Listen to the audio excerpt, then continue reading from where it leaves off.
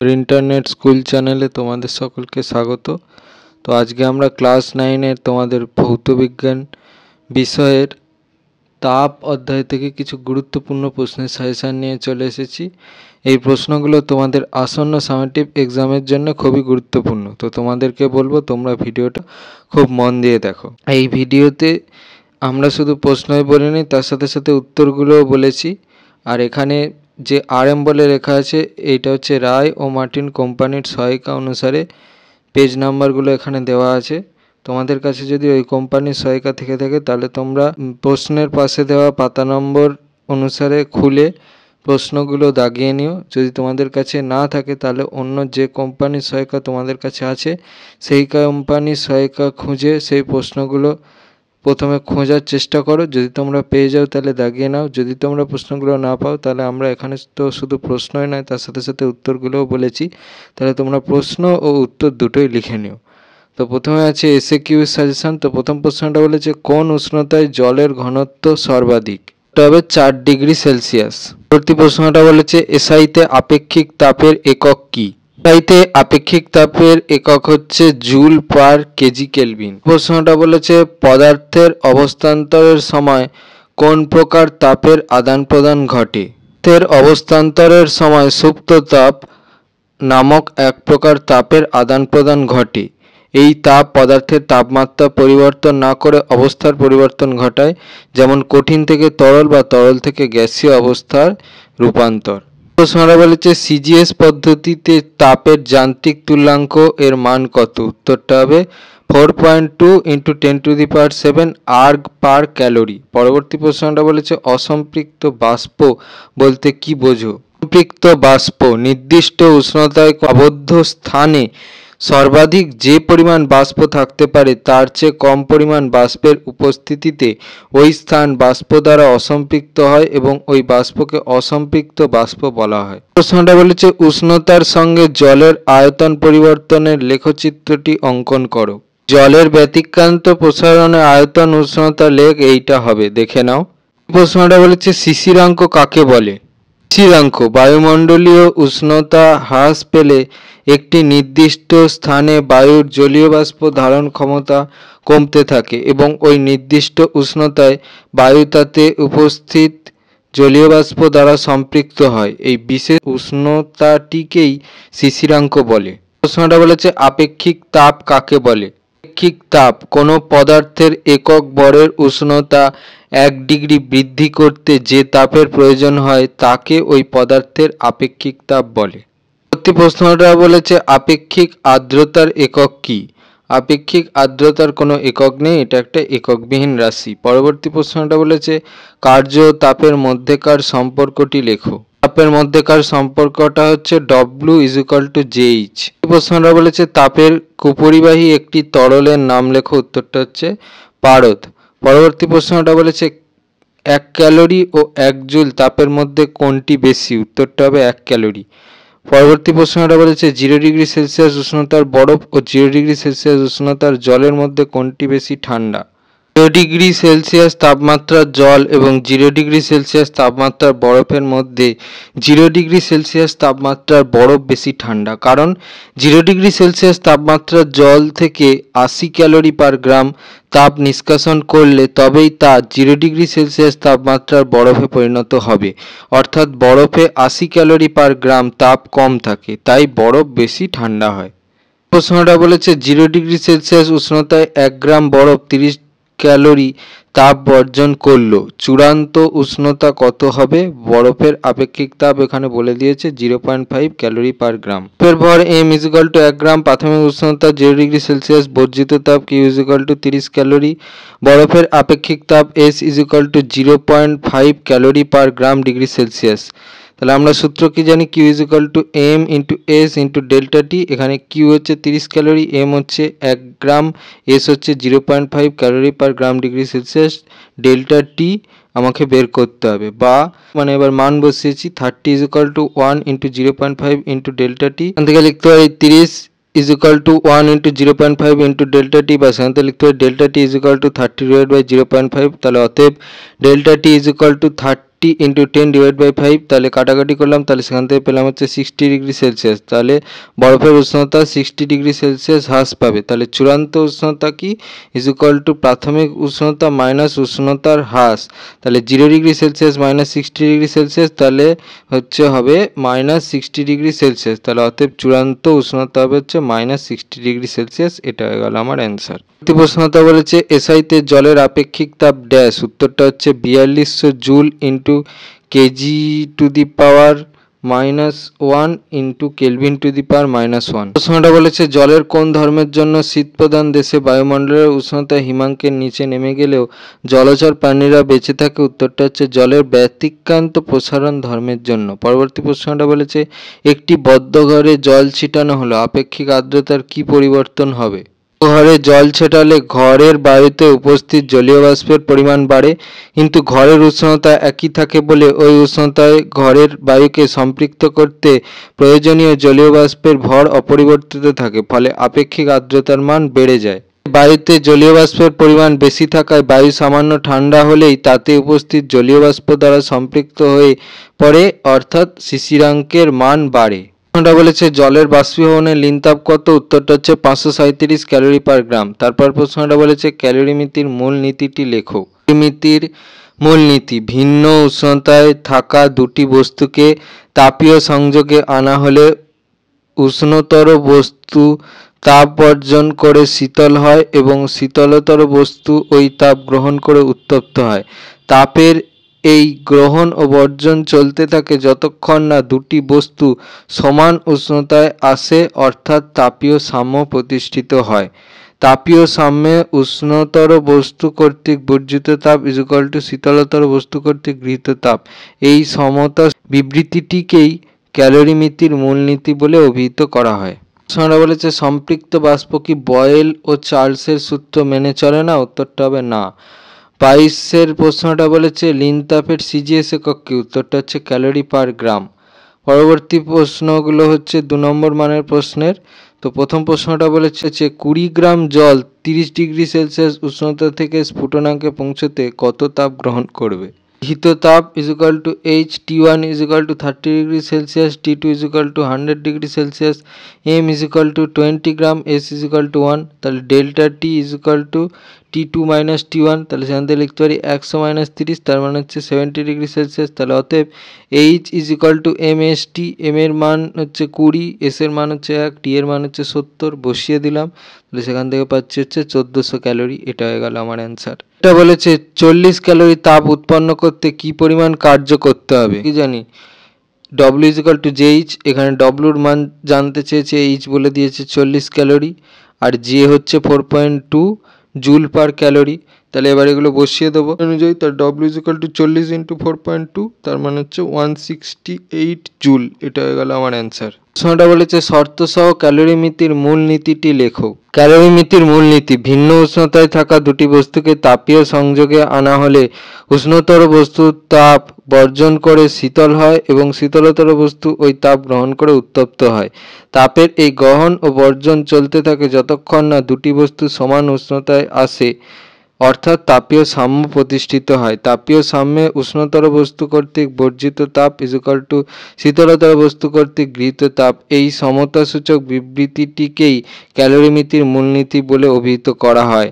ক্যালোরিমিতির মূলনীতি প্রযোজ্য হওয়ার শর্ত: 1. তাপীয় আদান প্রদান শুধুমাত্র সংযোগে থাকা বস্তুগুলির মধ্যেই সীমাবদ্ধ থাকবে, অর্থাৎ পারিপার্শ্বিক বা পরিবেশের সঙ্গে বিকিরণ বা অন্য পদ্ধতিতে কোনোভাবেই তাপের বিনিময় যেন না হয়। 2. বস্তুগুলির মধ্যে কোনো রকম রাসায়নিক বিক্রিয়া যেন না হয়, বা একটি তরল হলে তাতে যেন অন্য বস্তুগুলি দ্রাব্য না হয়, কারণ উভয় ক্ষেত্রে অতিরিক্ত কিছু পরিমাণ তাপের উদ্ভব বা শোষণ হয়, যা এক্ষেত্রে বিবেচনাযোগ্য নয়। 3. তাপীয় সঞ্চালনের সময় তাপশক্তির অন্য কোনো শক্তির রূপান্তর যেন না ঘটে। প্রশ্নটা বলেছে জলের ব্যতিক্রান্ত প্রসারণের ক্ষেত্রে ঘনত্ব উষ্ণতা লেখচিত্র অঙ্কন করো। উত্তরটা দেখে নাও, লেখচিত্রগুলো কিন্তু সব পেন্সিলে আঁকবে। প্রশ্নটা বলেছে 250 গ্রাম রূপোর তাপমাত্রা 100 ডিগ্রি সেলসিয়াস থেকে 20 ডিগ্রি সেলসিয়াস করতে হলে কত জুল তাপ নিষ্কাশনের প্রয়োজন হবে? এখানে বলে দিয়েছে রূপোর আপেক্ষিক তাপ 210 joule into KG to the power -1 kelvin to the power -1। এই নিষ্কাশিত তাপের পরিমাণ এইচ আমরা জানি H is equal to M S delta T. আচ্ছা, ডেল্টা টি কীভাবে বেরোবে? T2 - T1, T1 20 degree Celsius, T2 100 degree Celsius. তাহলে এবার সবগুলোর মান বসাবো। H is equal two 250 into 210 into 100 - 20, তাহলে এইচ ইজ ইকুয়াল টু বেরোচ্ছে 42 লাখ। এটা হয়ে গেল আমার অ্যান্সার। তবে সুন্দর করে যে 250 গ্রাম রূপোর তাপমাত্রা 100 ডিগ্রি সেলসিয়াস থেকে 20 ডিগ্রি সেলসিয়াস করতে হলে 42 লাখ জুল পরিমাণ তাপ নিষ্কাশনের প্রয়োজন হবে। পরবর্তী প্রশ্নটা বলেছে তামার আপেক্ষিক তাপ 0.09 বলতে কি বোঝায়? তামার আপেক্ষিক তাপ 0.09 বলতে বোঝায় যে 1 গ্রাম ভরের বিশুদ্ধ তামার তাপমাত্রা 1 ডিগ্রি সেলসিয়াস বৃদ্ধি করতে 0.09 ক্যালোরি তাপের প্রয়োজন। প্রশ্নটা বলেছে শহরাঞ্চলে কুয়াশা সৃষ্টি হয় কেন? শহরাঞ্চলের বাতাসে প্রচুর সূক্ষ্ম ধূলিকণা থাকে, এগুলির ওপর জলীয় বাষ্প সহজেই জমে কুয়াশা তৈরি করে, তাই গ্রামাঞ্চল অপেক্ষা শহরাঞ্চলে প্রায় কুয়াশা দেখা যায়। এই প্রশ্নটা বলেছে তাপের যান্ত্রিক তুল্যাঙ্ক এর সংজ্ঞা দাও, এর মান এসআই এবং সিজিএস পদ্ধতিতে লেখো। সূত্র অনুযায়ী ডব্লু পরিমাণ কার্য সম্পূর্ণভাবে তাপে রূপান্তরিত হলে ডব্লু প্রপোর্শনাল টু এইচ বা W is equal two J H. এখানে জে কে তাপের যান্ত্রিক তুল্যাঙ্ক বলে। যদি এইচ ইজ ইকুয়াল টু 1 হয় তবে W is equal two J. একক পরিমাণ তাপ উৎপন্ন করতে যে পরিমাণ কার্য করতে হয় তাকেই তাপের যান্ত্রিক তুল্যাঙ্ক অর্থাৎ জে বলে। সিজিএস পদ্ধতিতে তাপকে ক্যালোরি ও কার্যকে আর্গ এককে প্রকাশ করা হয়, সুতরাং এই পদ্ধতিতে জে এর একক আর্গ পার ক্যালোরি এবং মান হচ্ছে 4.2 ইন্টু 10⁷ আর্গ পার ক্যালোরি। এসআইতে তাপ ও কার্য উভয়ই জুল এককে প্রকাশিত, সুতরাং এই পদ্ধতিতে যে একটি এককবিহীন বিশুদ্ধ সংখ্যা হয় এবং এর মান হয় 1। প্রশ্নটা বলেছে লীন তাপ কাকে বলে? বরফ গলনে লীন তাপ 80 ক্যালোরি পার গ্রাম বলতে কি বোঝায়? লীন তাপ একক ভরের কোনো পদার্থের উষ্ণতা অপরিবর্তিত রেখে শুধুমাত্র অবস্থার পরিবর্তন ঘটাতে পদার্থটি যে পরিমাণ তাপ গ্রহণ বা বর্জন করে তাকে ওই পদার্থের অবস্থান্তরে লীন তাপ বা সংক্ষেপে লীন তাপ বলা হয়। গলনে লীন তাপ 80 ক্যালোরি পার গ্রাম বলতে বোঝায় 1 গ্রাম বরফকে তার গলনাঙ্ক অর্থাৎ 0 ডিগ্রি সেলসিয়াস তাপমাত্রায় তরলে অর্থাৎ জলে রূপান্তরিত করতে যে পরিমাণ তাপ প্রয়োজন তা হলো 80 ক্যালোরি। প্রশ্নটা বলেছে সেক দেওয়ার পাত্রে তরল হিসাবে জল নেওয়া হয় কেন?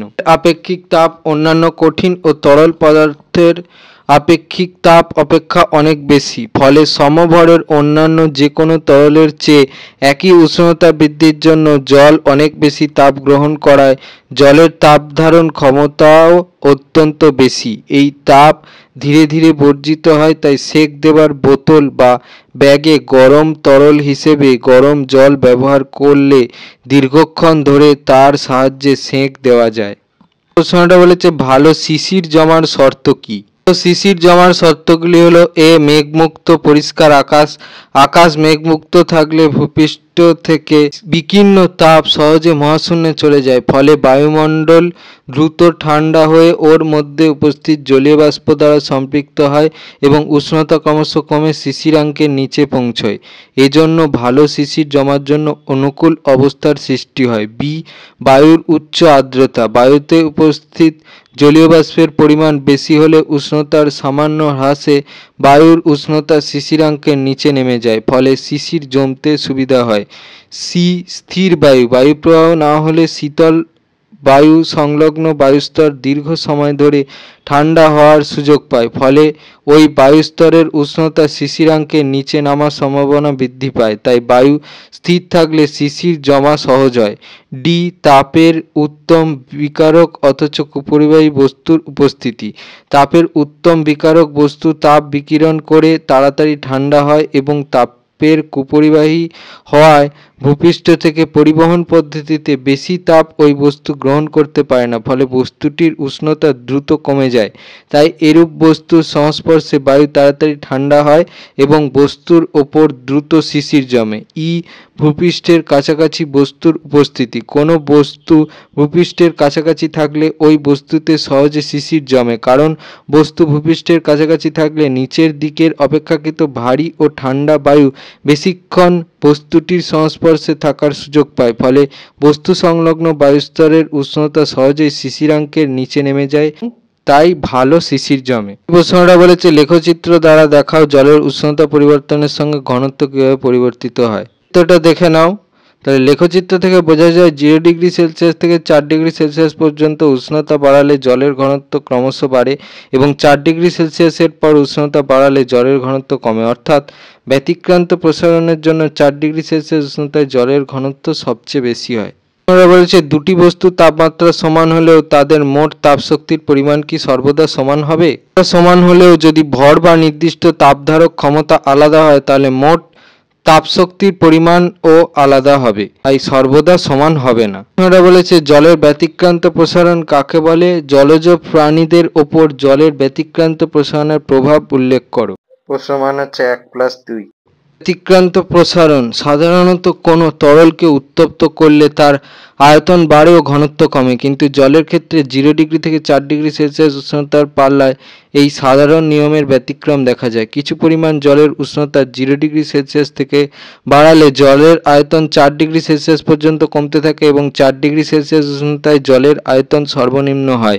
এরপর উষ্ণতা আরও বৃদ্ধি করলে অন্যান্য তরলের মতোই জলের আয়তন বাড়ে। আবার কিছু পরিমাণ গরম জলকে ধীরে ধীরে ঠান্ডা করলে অন্যান্য তরলের মতো জলের আয়তন কমতে থাকে যতক্ষণ পর্যন্ত না উষ্ণতা 4 ডিগ্রি সেলসিয়াস এ পৌঁছায়, কিন্তু 4 ডিগ্রি সেলসিয়াস থেকে 0 ডিগ্রি সেলসিয়াস পর্যন্ত ঠান্ডা করলে জলের আয়তন না কমে বৃদ্ধি পায়। সুতরাং 0 ডিগ্রি সেলসিয়াস থেকে 4 ডিগ্রি সেলসিয়াস পর্যন্ত উষ্ণতার ব্যবধানে জলের আয়তন প্রসারণ অন্যান্য তরলের থেকে ভিন্ন। একে জলের ব্যতিক্রান্ত প্রসারণ বলে। এর ব্যতিক্রান্ত প্রসারণের জন্যই শীতপ্রধান দেশে খুব ঠান্ডার দিনেও জলচর প্রাণীরা বেঁচে থাকতে পারে। শীতপ্রধান দেশে যখন বায়ুর উষ্ণতা 0 ডিগ্রি সেলসিয়াসের নিচে নেমে যায় তখন জলাশয়ের উপরিতলের জল ঠান্ডা ও ভারী হয়ে নিচে নেমে যায় এবং তলদেশে অপেক্ষাকৃত গরম ও হালকা জল ওপরে উঠে আসে। এই পরিচালনের জন্য জলাশয়ের নিচের দিকে জলের উষ্ণতা ক্রমশ কমতে কমতে 4 ডিগ্রি সেলসিয়াস হয়। যেহেতু 4 ডিগ্রি সেলসিয়াসে জলের ঘনত্ব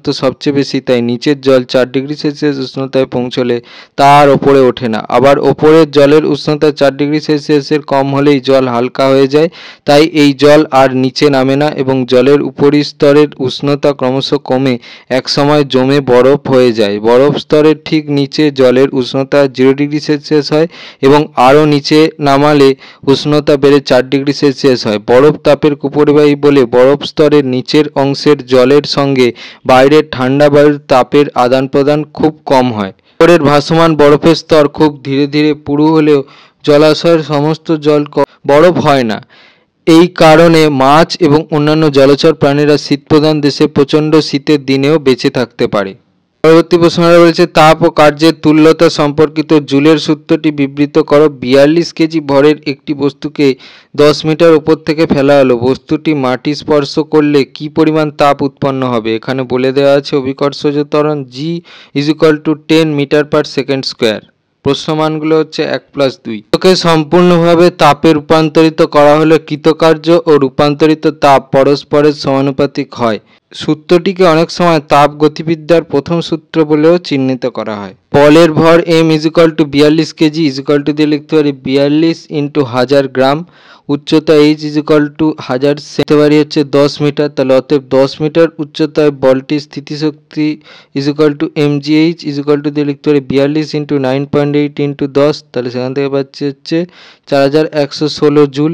তাহলে এই পরিমাণ স্থিতিশক্তি বলটি ভূমি স্পর্শ করার পূর্ব মুহূর্তে গতিশক্তিতে রূপান্তরিত হয়। আবার ভূমিতে আঘাত করার পর এই পরিমাণ গতিশক্তি প্রায় পুরোটাই তাপশক্তিতে রূপান্তরিত হয়। অতএব বলটি মাটি স্পর্শ করলে তাপ উৎপন্ন হবে 4116 জুল। এটা হয়ে গেল আমার অ্যান্সার। এই প্রশ্নগুলো বলেছে শীতপ্রধান দেশে মাছ ও অন্যান্য জলজ প্রাণীরা বেঁচে থাকে কিভাবে? নির্দিষ্ট পরিমাণ জলের ক্ষেত্রে আয়তন ভার্সেস উষ্ণতা লেখচিত্র অঙ্কন করো। প্রশ্নমানগুলো হচ্ছে 2+1।